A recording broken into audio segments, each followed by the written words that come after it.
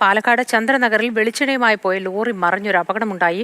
തമിഴ്നാട്ടിൽ നിന്ന് തൃശ്ശൂരിലേക്ക് പോയ ലോറിയാണ് അപകടത്തിൽപ്പെട്ടത്. ആർക്കും പരിക്കില്ല. ഇതിന്റെ വിശദാംശങ്ങളും ഗോകുൽ തന്നെ നൽകും. ഗോകുൽ, പറയൂ, ഇതിന്റെ വിശദാംശങ്ങൾ എന്താണ്? അപകടം നടന്നത് എവിടെ വെച്ചാണ്, എപ്പോഴാണ്?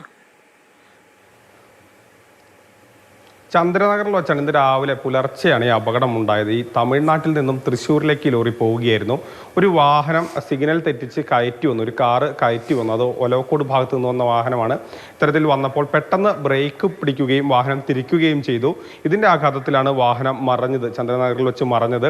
പക്ഷെ ഭാഗ്യം എന്ന് പറയട്ടെ, മറഞ്ഞ ഭാഗത്ത് സാധാരണ ഈ യൂണിയൻ തൊഴിലാളികൾ ഇരിക്കുന്ന ഒരു സ്ഥലമായിരുന്നു. പക്ഷെ ആ സമയത്ത് അവിടെ ആരും ഉണ്ടായിരുന്നില്ല. അതുകൊണ്ട് തന്നെ ഒരു വലിയ അപകടം ഒഴിവായി. അവർ അല്പസമയം മുൻപ് ഒരു ചായ കുടിക്കാൻ അല്ലെങ്കിൽ മാറി അവിടെ നിന്ന് പോയിരുന്നു.